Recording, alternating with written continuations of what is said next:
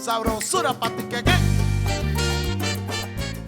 Hello, everyone. This is Pam, the Café con Pam, the bilingual podcast that features Latine and people of the global majority who break barriers, change lives, and make this world a better place. Welcome to episode 354 of Café con Pam. Today, we have a conversation with Liz Hurtado.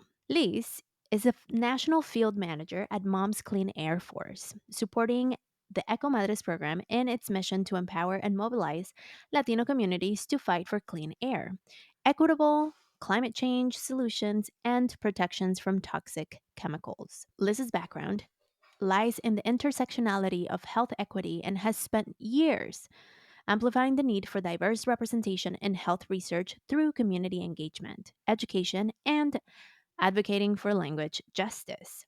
As a mother of four, Liz centers her work around protecting the most vulnerable and fighting for children's environmental health protections. Listeners, this episode with Liz was really informative because we talked about the various ways that communities like ours get affected in the climate. Now, I do want to clarify, we just had an interview with Isabel from Ecomadres también, and we wanted to bring Liz for Earth Month. And so, as we are entering Earth Month, and in April, we are talking a lot about the environment, we wanted to bring this conversation again because I think it's important to cover the various aspects in which we are affected. Y bueno, sin más, aquí está mi conversación con Liz Sabrosura Hurtado. pa' ti que Liz, welcome to Café con Pam. Thank you so much for having me today. Yes, I'm excited to talk to you. So the first pregunta that we ask is, what is your heritage? I am Peruvian American. I was born in Peru, but moved to the States at the age of 6. So consider myself American as well. For sure. What made your family decide to come? Yeah, so really it was my mom's career. You know, she had an opportunity to accept a position here in the Washington, D.C. metro area. So we moved to Maryland at age 6, and that's pretty much where I lived most of my life. But now, as of 3 years ago, I'm based in Virginia Beach, Virginia. Still on the East Coast. Yes. And have you gone back to Peru? I have, yes. We were fortunate enough to travel, you know, anywhere from 2 to 3 years throughout my childhood. And now that I'm a mom myself, I have 4 kids. So definitely strive to take them back and learn all the things about our beautiful country whenever we can. That's awesome. How was it for you to return? How old were you when you went back the first time? Oh, it wasn't far from, you know, the time that we moved to the United States, maybe a year or two after. Not for the greatest or happiest reasons. My grandmother died soon after, so we went back for that. But then, yeah, every other time it was, you know, to visit family. It wasn't quite vacation mode all the time. It was, you know, hopping around from aunt to grandmother to everyone who we hadn't seen those years and just spending time. So, I mean, it's been beautiful. But as I got older, you know, wanted to explore more of the country. It's such a hugely diverse and rich country. So now we're really taking advantage of like hopping around to different departments and different cities so we can explore more. Nice. That's awesome because I could totally relate to the having to pop and visit the tias and the primos and the like all the people. For me, I grew up in Mexico City, and so it's gotten less. I have less friends there now, Yeah. but it used to be that I was literally going from family to friends, and I'm like, isn't this supposed to be relaxing? And then you need a vacation from your vacation. Yeah. Exactly. So you grew up in DC, and how do you get into this field that you're in? Yeah, it wasn't, you know, a linear path by any means. You know, I didn't study anything within the environmental climate space. Really, my background is more in like project management, marketing. And through my professional experience, I got into community engagement, which is what I found out to be my true passion. I love connecting with people be that, intermediary between the need and the solutions, and see how I can help tell their stories. And so my focus for the past 4 or 5 years had been really in the health equity or public equity space, working to support a health research program and bringing more diversity into health research with a particular focus on getting Latino communities comfortable with the idea of sharing health data. And then that translated to this opportunity that arose in me participating in an environmental department agency project at my previous job, where it was kind of like a bittersweet feeling. They're like, "You're too good at what you're doing right now. We want to keep you there." And I'm like, "But my passion is in the environment. This is such a great opportunity." So that kind of sparked you know, a moment for me where I'm like, I need to follow my calling. I need to, really dive into this space head in, forget my fears that I may not have the traditional experience or education or knowledge. I'll do what I can. And it just so happens that, I kind of had my, not a vision board per se, but like my visionary list of like some key organizations in this space that I really was hoping to find a position in. And this opportunity with Mom's Clean Air Force came by, and it was the perfect mix of like my professional experience with my passion and environment and my whole identity as a mother, all combined into one, which was so unique, right? Yeah. Because it's not just a job, it's a passion, which I can actually wake up every day and feel like I'm doing something meaningful and actually care to spend all of my time, like invest all of my time in. So it was, like I said, not linear by any means, but it was what was meant to be for me.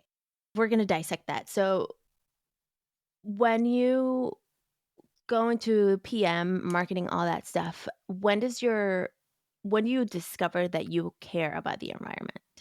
Or was that always a thing? Yeah, no, I can take that back to when I was very little. I mean, that has always been a passion of mine, just my interconnected with nature, my need to be outdoors. I never wanted to stay inside. And I know kids nowadays, are on their phones or on their screens. But for us, in my childhood, we were also on our Nintendos and all these things or computers. But I always wanted to be outdoors, whether it was, riding my bike or roller skating and scraping my elbows. I mean, I needed to be immersed in that. And as I grew older, I found myself needing to be even more connected. So I would always travel to the mountains, or, living in Maryland, I was about 2.5 hours away drive to the beach. But I would Mm. do that, in any given day because I needed to be closer to the water. I needed to be more immersed in that environment, not just from afar. So it's always been something that I felt has been a calling for me, to take care of nature, to be one with nature, to reconnect with our roots. And I know a lot of this has to do with our heritage, especially for me growing up in Peru. I guess people don't really consider Lima or see Lima as a desert, but it's a desert. It's just a city built in a desert, and we're a coastal city as well. So having that mix of environments, getting the opportunity to travel into the rainforest, into the Amazon. I mean, these are experiences that live with you, right? And so, kind of that innate passion to take care of our world has always lived with me.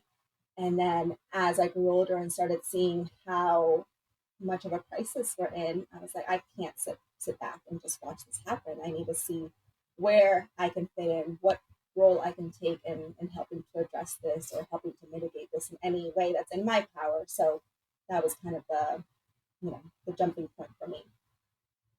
Do you think going back to Peru influenced your love for nature? Because for me, I grew up in Mexico City, and the to your point of like we had Nintendos, and it was kind of like that generation where like, oh, tech is coming in. And living and existing in a place that, one, perhaps technology is not as accessible as it is here. Two, the city infrastructure is built different. And even I've not been to Lima, pero en la Ciudad de México, por ejemplo, there's, I mean, we can argue here, but it's kind of like a practice, and maybe in Lima is similar, where people go to the plaza and then you hang out, like because it's such a Catholic place. In Mexico, por ejemplo, you go to misa and then afuera hay un parquecito and then you just hang out, and it's a thing that it just kind of like you do. And so, do you think having gone back to Peru so much kind of like instilled this like be outside thing? Like it was probably in you already, but like also the environment influenced. Yeah, definitely. Going back and seeing how richly, geographically diverse Peru is something that instilled that curiosity from a very Hmm. early age. Like, what else is out there that I don't know? What else can I experience? But if we're talking about an influencer in my life, I mean, it was always my mom.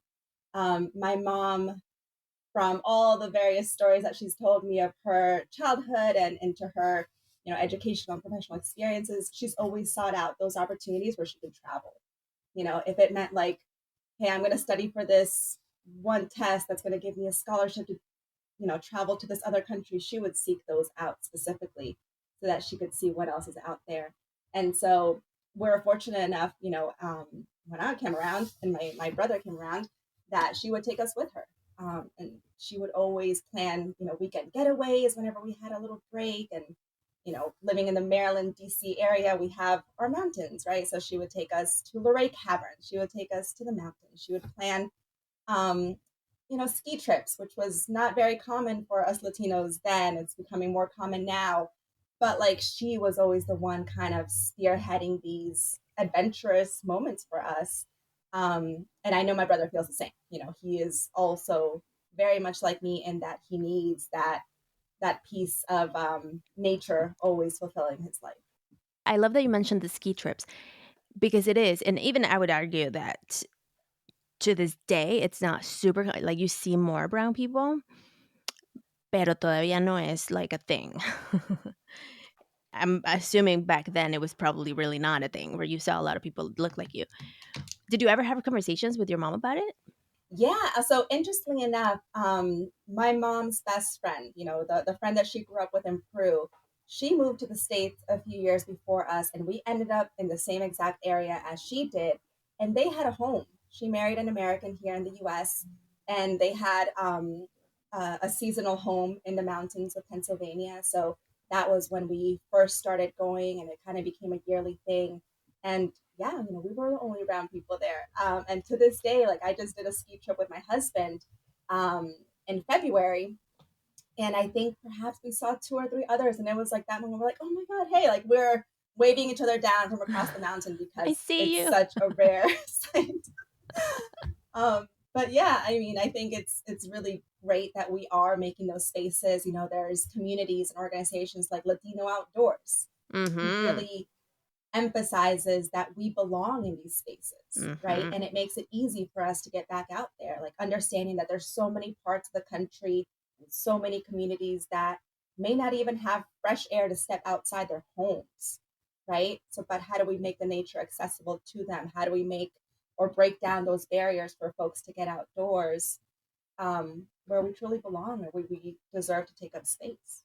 For sure, especially because traditionally in the US, communities of color don't have parks. And so the culture of being outside, now bringing it back to the US, it's almost like by design. It's like they want to keep us inside. Yeah, I mean, these historic practices go back so far back in our history, in that we've, black and brown people have been pushed into these spaces that are detrimental to their health, to their well being as well. We didn't get a pick to where we were going to be setting up our communities, but here we are, and we're surrounded by all these multiple sources of pollution that prevent us from going outside. And in many cases, we don't even have the information available to know what's in our air. Is it even healthy to be outdoors? Can I take my kid to the park today? But I don't know if the air quality is good enough to take him, you know? For sure. And these are fears that people across the country here in the US live with because there isn't the data available to them. There aren't the efforts to make that data accessible or in their language, right? And so that's something that, we certainly advocate for to make sure that there is greater transparency across the board in terms of what people are breathing in, what's in their water, Mm, because we want people to thrive. We don't want people to have to think about these things day in and day out. We just want people to live and experience and, you know, have these positive experiences that others in the US are experiencing currently. So I know we'll get into a little bit more of my work in Ecomadres, but that's really kind of at the center of our goals. It's empowering people to um, live the lives that they were meant to live, right? And how do we do that? It's through empowering them through using their voice, right? Like um, we have been forced into these spaces, but that doesn't mean that has to be the end, right? We can show up for our communities. We can bring our voices and our um, solutions to these tables and spaces and demand that these things are rectified for our community so that we can thrive. for sure. Totally. And to bring it back to, we'll get to Acomadres, but to bring it back to your story. So you go into the corporate space, and it's kind of like your lifestyle is you like the outdoors, you do things outside, blah, blah, blah. Just like your mom instilled this in you as you began your family, did you also begin like, okay, kids, we're going to go outside? Did you have any, like, I don't know, I would say rules, but like, parameters of being outside with your Yeah, kids? there weren't necessarily any boundaries or limits or things like that in terms of what we were going to do. I definitely love giving my kids the freedom to choose on what we're doing or taking part in those decisions, right? But absolutely, my daughter, when I had her, we were living in Miami at that time, right? So we Wow. were steps away from the water, and whenever I could, we were down on Biscayne Bay or wherever it may be, just soaking it all in. And then moved back to Maryland, had my son, and we're close to the mountains. We're near Great Falls Park, and I would strap him on my back, and I have my toddler in hand because they're just 4 years apart, and we just go hiking. You know, Mm, um, I was a single mother for a huge part of their upbringing, but that was always I guess the time where we could just be. We didn't have to think about finances or where are we going to live or any of those stressors in our lives living as a single mother, but that was just our escape. mm. I That's love really where we could reconnect, release anything that we were holding on to. um Hopefully they don't remember any of that, but that's where I could just be and just enjoy in their childhood.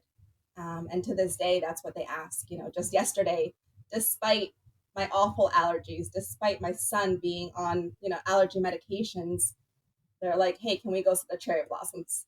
And I'm like packing up my tissues and taking medicine. I'm like, "Yep, let's go." That's gonna be fun. Yeah. So they love it. They, whether they realize it or not, it was a huge part of their childhood, which is the same reason why they love it today. Y entonces, the research and, like, did you know before you moved into Ecomadres, did you know, like, everything that happens? Por ejemplo, 25 million kids travel via bus, and the majority of buses use diesel as their fuel. The other one that which we've talked about, low-income communities and people of the global majority typically have the biggest, y lo estoy traduciendo, por eso. Las comunidades de bajos ingresos y las de color, como las latinas, tienen más probabilidades de vivir en áreas con la peor calidad de aire y son más propensos a sufrir y morir de enfermedades como asma. Did you know all of that? Like, was that something that was in your radar as you, like, were your kids the catalyst of like, let's see what's happening in the environment? When I tell you my mind was blown, I can't even put into words, what I felt in those first months in joining this team with all this data coming my way and, understanding that connection between our environmental harms or pollution and our health, especially our Mm. children's health, right? Because they're so much more vulnerable to all these pollutants. Um, I cried. I, went down the rabbit hole of greater research. I held my kids tighter, like it was all these emotions because I didn't know. I was very privileged growing up. I was in a majority white communities as I grew up into my adulthood. So we had the privilege of living in spaces where we had easy access to green spaces. Mm. We didn't live right in front of a highway with all these pollutant vehicles clogging up our air. We didn't experience that, and I didn't know. I didn't know until I really dove into more of the health research when I was working at my previous job and understanding the inequities that exist amongst our communities. And then in that moment, I was learning about genetics, right? Our lifestyle factors and kind of sort of our environmental factors, but I didn't really dive too much into that until I joined Ecomothers and I saw Mm. the stark differences in what we experience across the country. And it's not just communities of color; it's also low income communities, right? And that can be our neighbors right next door. It doesn't. It's not something far away. What a lot of people are like, oh, we never knew this happened. It's happening next door. We just Mhm. happen to live in this little block that is surrounded by trees that has the highway miles down that way. But that was really a space where I could be like, well, here living in my privileged state, I'm in a position where I can help others bring those stories to light.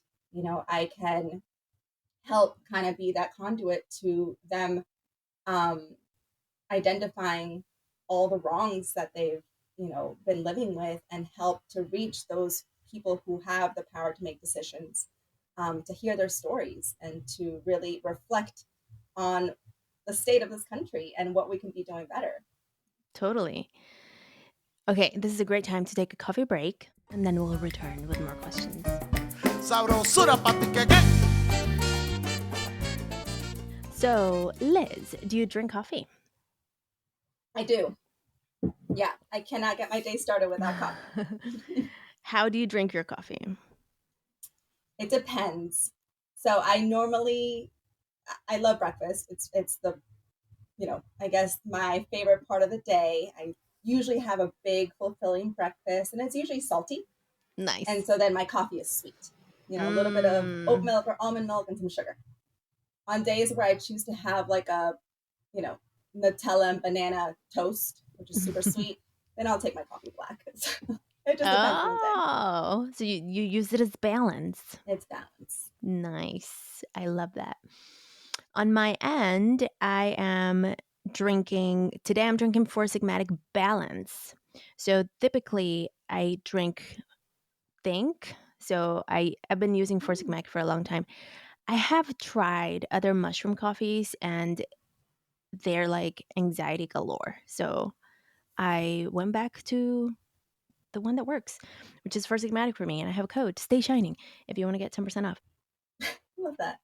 But today I'm drinking Balance, and that one it has reishi and it has I don't remember what's the other nootropic that it has.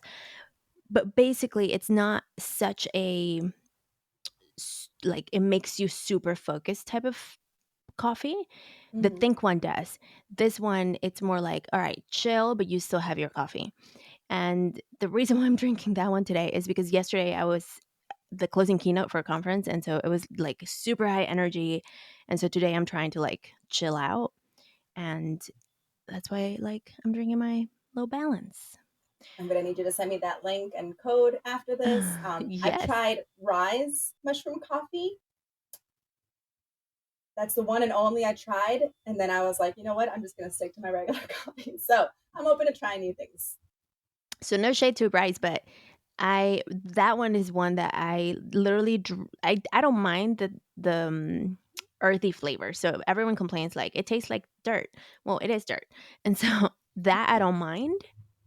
But what happens to me is the effect. So I don't know what they put. I haven't looked into it, but I tried it for a week and it was literally like it wasn't borderline panic attacks, but it was too much anxiety. And I was like, there's no way. Like, I cannot function like this.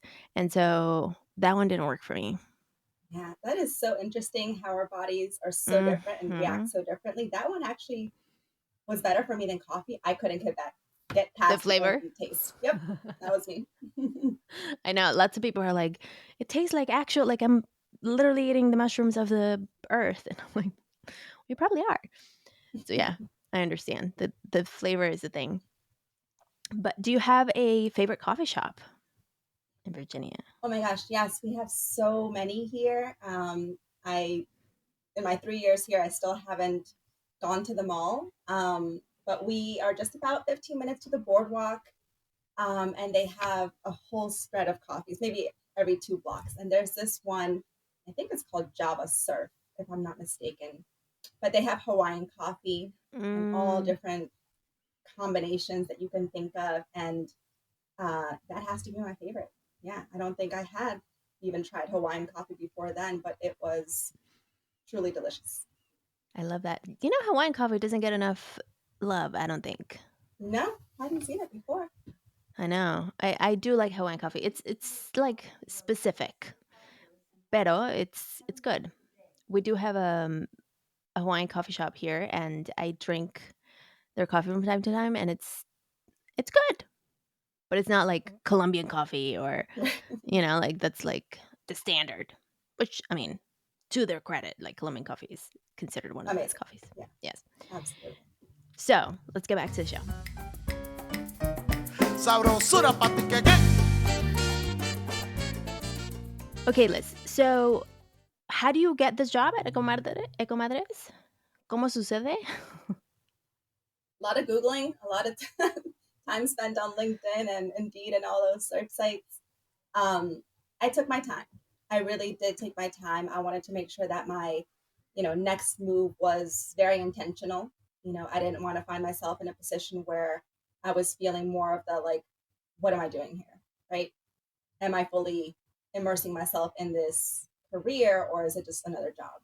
So I Mm. was very, very intentional in my search. And again, when I read that job description, because I had never heard of Moms Clean Air Force before, but when I read that job description and I'm reading through the expectations and the requirements and all those things, I'm like, huh, I have some of that. Yep, have some of that. And sprinkled with my passion of environment and being a mom, I was like, this makes sense.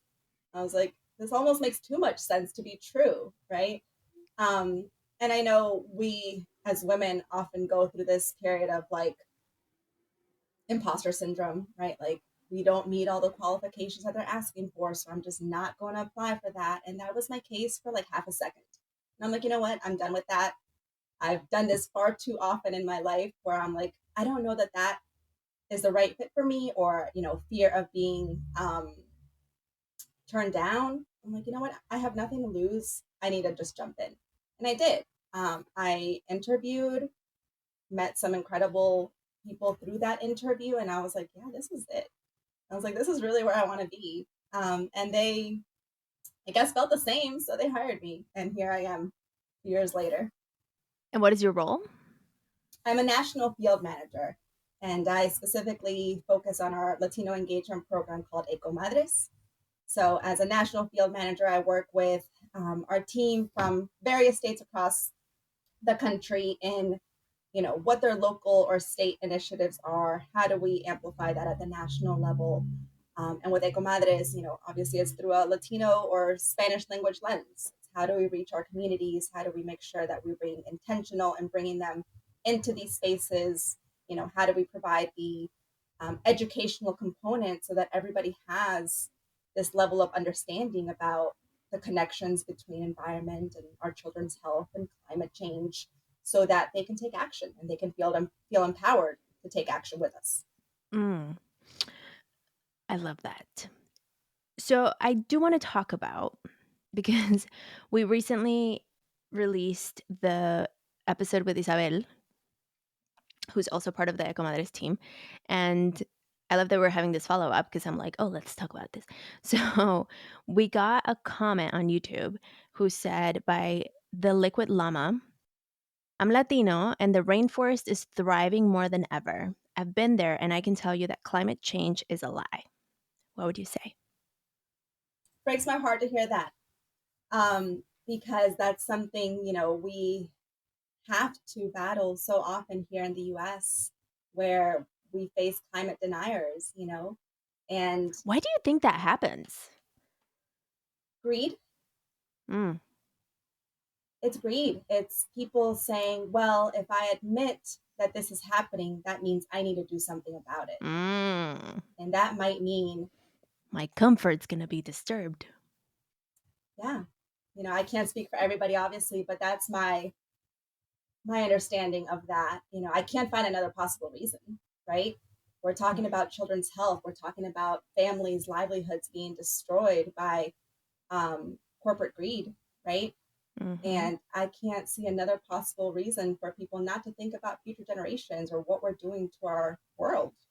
It's a shared world, and people feel okay just sticking with the status quo and not taking action. So Totally. Y yo creo que ahí, I think, and tell me if you agree, I think what happens a lot is how the narrative is twisted in different ways. Y just to be fair, the narrative could be twisted to one side and to the other. And muchas veces, especialmente en Spanish media, uno, porque there's not that many outlets en español. Dos, porque who's funding those media outlets. Y tres, pues es la narrativa like, what's the narrative that they want people to understand. Y muchas veces lo que yo veo, por ejemplo, es que Spanish speaking media, they cover something y luego en inglés yo lo veo and I'm like, completely different. yes. You nailed it. Yeah, that's exactly right. And that's why at Eco Madres, that's honestly a big component of what we strive to do is getting our voice and our stories and our reasoning out there into the media, specifically Spanish language media, because there is so much misinformation happening. And it always happens even more going into an election year, right? And Mhm. we know that there's all these competing narratives. And so we want to make sure that our narrative is front and center. We want to make sure people are, empowered with the facts and, potential solutions, and inviting them to be part of the solution making, so that um, people take ownership of, those next steps, what they're going to do with that information. We all know, and we should know by now, that we can't trust everything we hear on social or on media. Yet our brain just tends to function that way, and we sometimes do get trapped into those narratives because they come at you strong, and that's the reality of it. Unless we fully remove ourselves from those spaces, which is impossible nowadays, and Yes. we're going to be confronted with a lot of misinformation. And if you're not the type that will, fact check or follow up to make sure that what was said was true, you're just going to believe it. And so that's why we really hope that, as we're building out this community of Eco Madres, and it's not just madres, it's padres, abuelos, tias, anyone who's invested in protecting children's health, we hope that more of these voices come forward and say, hey, this is the truth. This is what we're experiencing. This is what we need you all to know, so that you can help us in this fight to protect our communities. What would you say to people? Porque siempre es así como que, well, when we talk about climate change, it just feels like this overwhelming, like it's so much. Pero I think many times what we don't realize is that we can start with our community. We can start with, just like with the podcast with Isabel, you should start with a park in honor of her mom. And so, what would be the three things that people can start getting involved with? And I cannot believe the diesel thing with the buses, the school buses. Like, it's something that, I mean, I don't have kids, but I have nieces and nephews. And just the thought that they're smelling the fumes from diesel every time they go and come from school is wild. Exactly. Yeah, and that's exactly it, right? It's like once you have this piece of information, you want to take that next step to get other people informed, right? Like for me, finding out those staggering statistics about what's in our air or what's happening to our kids or how these environmental pollutants are affecting their health and it's gonna, stay with them through their livelihoods, um, was what propelled me to take action and start speaking about it more. A lot of times in our communities, especially in our Latino communities, we have so many different things that we are worried about or have to think about on the day to Exacto. day that climate change and environment is always pushed to the last thing. But what we've learned now through all this polling and through surveys is that Latinos are really concerned about climate change. We may just not be so open to speaking about it, which is why people tend to believe that we don't care. But that's not true Mm, at all. Not true at all. The numbers tell us a different story that we are concerned. We see it happening. We just often feel like we are not in a position to do something about it. So we leave it to others to do something about it. But, mm. what I would encourage people as like a very, very initial step is talk about it. Talk about it. And sometimes it's going to be uncomfortable spaces like, at your family dinner table. It's kind of sometimes like a conversation killer. And, Yes. I've been in this position many Why are times. we using styrofoam plates? Yes, yes. We don't have to be judgy, but, we can introduce those topics so that people realize that it's not a faraway thing. It's not something that we need to think about 10 years from now. It's happening now. We need to talk about it now, and we need to think about solutions together. And it really does start with conversations. We've had multiple people come through Ecomadres sharing their stories, right? And one particular one struck out in which an environmental activist now, but back then she was just a little girl growing up in her home in Los Angeles. And little to their knowledge, they had this oil well polluting in their backyard. And they would, smell all these terrible Whoa. odors. Their kids were getting sick. And so moms after work would just, gather together and say, like, what's happening? What are you experiencing? What have you heard? And they would start piecing together all this information and finally connected the dots that it was that oil well behind their neighborhood that was literally harming their kids. Whoa. And so that's how they band together because they started those conversations, right? So if people don't know, they don't know, and they're not going to act. So that was a long-winded way of saying talk about it. Start Talk talking about it. about climate and environment and making those connections because it's not easy to connect those dots. And you can be that, conduit to igniting kind of that fire in people to take action.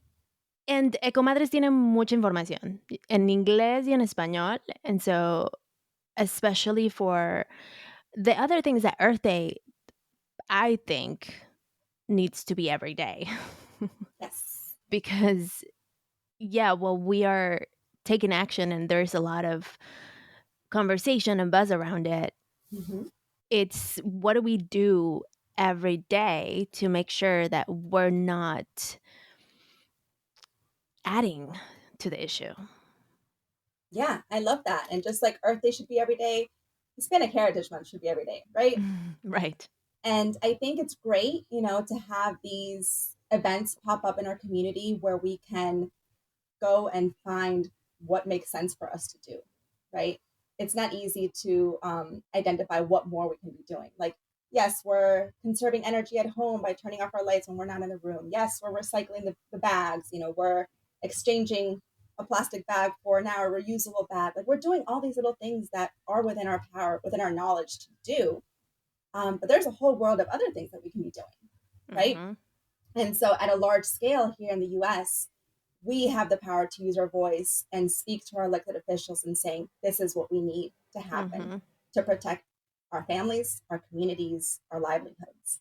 And so at Ecomadres, we kind of make that or break that down into more digestible steps. Like perhaps when you join, the first step you do is learn about this topic that may be in your backyard, right? Some pollutant refinery, let's say, in your backyard. And we have a petition for you to learn a little bit more about it. We have a template laid out for you, and you just input your information and you send it to your elected official, right? So it's a easy to do step to introduce you into the world of advocacy if you've never advocated for something before. Or then, you join a webinar of ours, and then we arm you with this opportunity to testify in front of the EPA, right? Like, the average person doesn't think that they can do that, Right. right? It's the scholars and Y the Latinos folks holding the menos. PhDs. Exactly. Menos Latinos. We don't think that that's within our rights to do, but it is. Correct. These folks out here are elected to hear us out and to work for us. They work for us. They work for us. Y eso es algo súper importante, perdón que te interrumpa, que creo que we need to stress it more and more and more and more y mucho más, porque calladita culture, por ejemplo, puts people in authority as like they're on a pedestal and we can't touch them type thing. And to your point of literally what you just said, es importante recordar y muchas veces educar because they don't know, especially our parents or grandparents, no saben que elected officials work for us. No saben que like the mayor of your city, like their role is to listen to what you need to say because they can't virtually be everywhere. And so the voices of the people that exist in the spaces are I don't want to say supposed to, pero we also have this responsibility to go back to them and say, este es un problema y necesita resolverse because they won't know that. They can't virtually be everywhere. That's right. And I know a lot in our community, may fear kind of ruffling feathers or calling attention to themselves for various reasons, and one of them being, your status in this country. But we can engage in civic duty in various different ways. It doesn't matter whether you have papers or not. You can still take action in various ways, and that's kind of where we come in to support you in that, in providing the understanding of what is possible, within your comfort zone. Mm-hmm. So, we're here to just make that lift into civic engagement and to sharing your voice and your stories a little bit easier. At Ecomadres, we really want to break those barriers in our participation as active, citizens or residents here in this country, and telling our stories about why it is so important to fight for stronger environmental protections, for our kids, but for our communities that have been pushed to the side for far too long. And so we really want to just be that resource to our communities, help people feel empowered in stepping up, stepping forward. And we're here, to be a guide or a resource. So we encourage everyone to reach out to us, whether it's via our socials at Ecomadres or on our website, ecomadres.org. Just, hit us with your questions, with your concerns. We're here to chat. And we hope that you reach out to us. Totally. And what I love is that people don't have to do it alone. Porque muchas veces what could stop people back is literally what you said, repercussions, ruffling feathers. Pero when you have a group and when there's, you don't have to be the face, eso puede como ayudar a que la gente tome más acción, ¿no? Yeah, there's definitely, power in the people, right? We can take Dolores Huerta as an example. She was a leader in so many fights to bring justice to our communities and to women's rights as well, right? And so just looking at those examples of folks that have come before us, when you come together as a group, as a community, we are stronger together. And definitely love that you mentioned that, because that is part of what we hope to do here, right? Build community, build not just understanding, but build safety in these spaces where we might not have felt comfortable before. And so what we know to be true, and this is across the board in all our environmental and climate movement, is that there is power in collective action. It can feel so heavy to take any one of these topics on by yourself. It can bring on so many different feelings of anxiety, of overwhelming, of, you name it. To some, it can even lead to depression because you don't know what the future holds. But when you come together as a collective unit, you can rely on each other for support, whether that's in terms of just like talking about it and releasing those feelings, or brainstorming as to what action we're going to take together. It really does help to fortify you in the action that you're going to take. And so Mm-hmm. definitely encourage folks to come together for this fight. I love that. Tell us all the places and spaces where people can find about you, about Ecomadres, all the things, all the links. Yes. Well, you can find us on Twitter, Instagram, Facebook at Ecomadres. On Facebook, we're Ecomadres USA. And certainly reach us via our website. It's www.ecomadres.org. You can also reach me directly via those social channels at L Liz Hurtado. And we are just so happy to be in this space chatting with you about these super important things. We know it's not easy to talk about. It's not, something that we do often, but I do hope that folks start to talk about this a little bit more. Come and join us in discussion. We are always here and happy to help. Especially those who may not believe it's true. No, como ese comentario like, the rainforest is thriving. What? Our rainforest is hurting. Yeah. It may be true that there's progress, in certain spaces, but that doesn't mean that it's happening everywhere. And we need to continue to fight for protections for our environment, for our rainforests, for our people. So, For sure.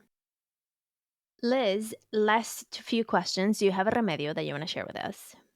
yeah, and it's probably so timely right now as I'm battling this throat thing, probably allergies, but might be something Yeah. else creeping up. It's a jarabe de cebolla. And I know many in my, I guess, region, in Peru, Bolivia, do this, but it's so simple as just, mashing cebolla in a mug or something and just mashing it down with a little bit of sugar. And you just spoon that into your mouth like syrup or like honey, kind of. It's kind of that consistency, Nice. but that's soothing. I mean, that is something that gets me through the day, probably more than any of the medicines that I have tried. And I've tried them all. So, yes. I mean, this is where remedios work. Remedio is the first medicine ever existed. Exactly right. And do you have a quote or mantra that you live by? This is something that I started telling my kids very early on, even before I joined this space. It's that they can make a difference in the world. And Hmm. I used to be that cutesy mom that would write it on like the bathroom mirror or whatever. But now they do this themselves. We are so happy to be growing in this space where self care is now at the forefront. And so my kids come up with their own things, whether it's like I am beautiful or I am enough or I am powerful. Like all of these are so important reminders. It doesn't have to be just one a day. You can hype yourself up all day long because the more we say it, and Yes. especially when we say it out loud, the more it holds true.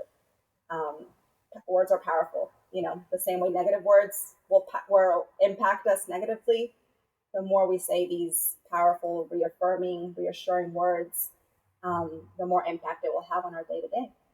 I support that. And the last question, do you have a productivity tip, trick, or tool? Yes, I have quite a few. But two that I definitely do every day is, one, I mentioned how breakfast is so important to me. But really, it's that whole first hour of my day that is so important. As a working mother, there's so many different things and to-do lists that I have to try to complete in any day. But before I jump into that, before I even open up my email inbox from work, I take that hour for just me time. I've shipped the kids off onto Mm, the bus. Hopefully, they all have their lunch boxes, and then I take time to cook myself a nice breakfast. Sit with my hot cup of coffee and not let it get cold. hmm. I might even step outside, let the dogs, play around in the backyard and just soak in some sun. But whatever it is, I take that hour to myself because I know I won't have that again in the next, 23-hour period. That's right. And then the second thing that I do because, we all know life can get overwhelming and we have all these lists. um, I break down those lists or that task of the day into very small, digestible tasks. So it can be this one large thing I got to do, but I break it down into tiny little microbites and start with that first thing. And it can be as easy as, like, I don't know, find the number for that customer service representative, right? Like, it has to be so small that I'm like, hey, I did that one thing. I feel accomplished. Moving on to the next, right? But it kind of gives that little boost of dopamine. I'm like, yeah, I did something. And then I can continue. Because otherwise, these large tasks can just feel so daunting, and we're like, we're just going to put it off till tomorrow. But for me, at least, that helps me boost my productivity because I feel like I accomplished something. So that's something that I do day to day. I'm a recovering procrastinator. And so people come to me all the time for productivity. And I always tell them if the quote task feels too much, it's a project, it's not a task. Yes, yes. And so 100% with you, break it down into like teeny tiny bite sized things like open the notebook could be a thing, like Honestly, yes. because we get, especially for me, as I have ADHD. And so it's the bigger the task, the less I want to do it. And so that breaking it into tiny little things, sometimes like my neurotypical people in my life, they look at my list and they're like, really?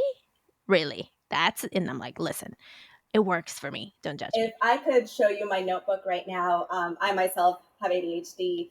And what I learned, and this is another productivity tip perhaps for our neurodivergent audience, is whenever possible, either try to gamify something or make it visually appealing. So, in my rolling to do list for the day, at the top, I will have little hearts in different colors, right? Little hearts that will say breakfast, coffee, shower, medicine, Yes.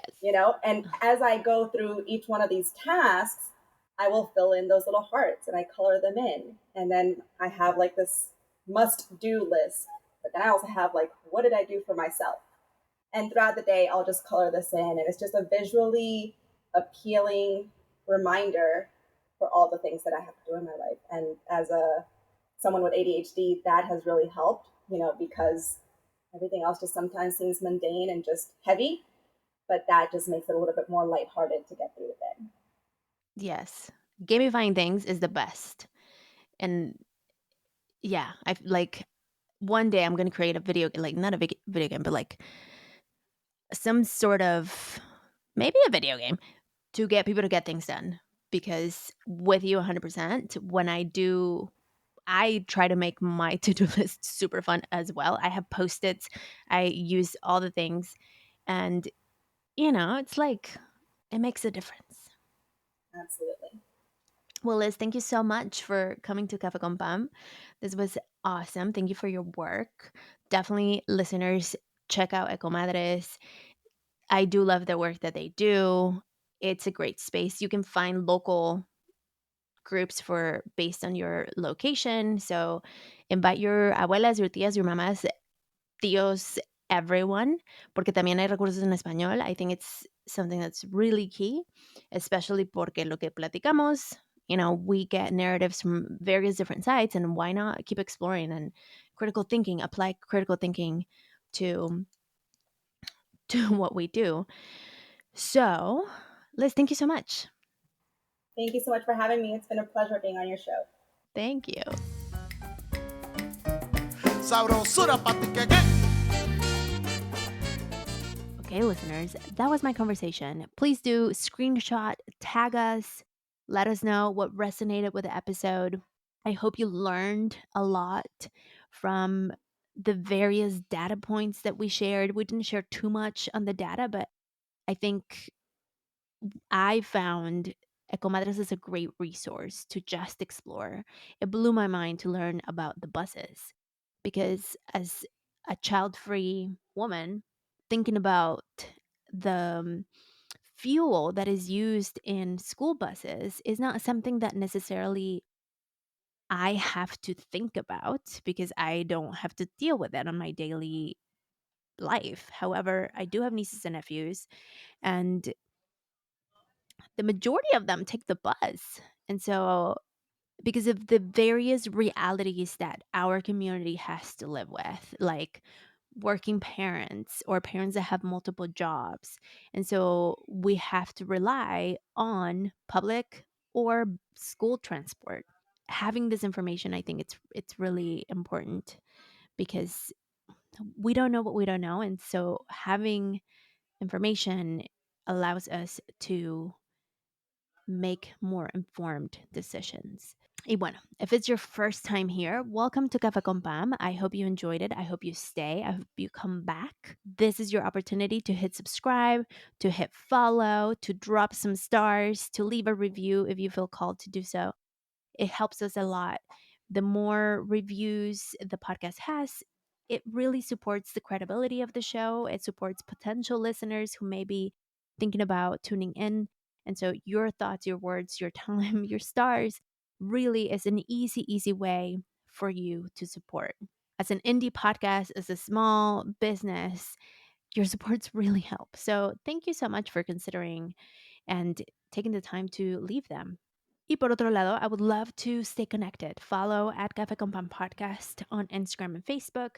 Check out our website, cafeconpam.com. That's where you can learn about all the things that I do, how we can work together if you're interested, how you can listen and learn more about the various interviews and the different ways that we share stories. It's really cool to be able to have built a platform where we share stories. I'm like, it's just such an honor.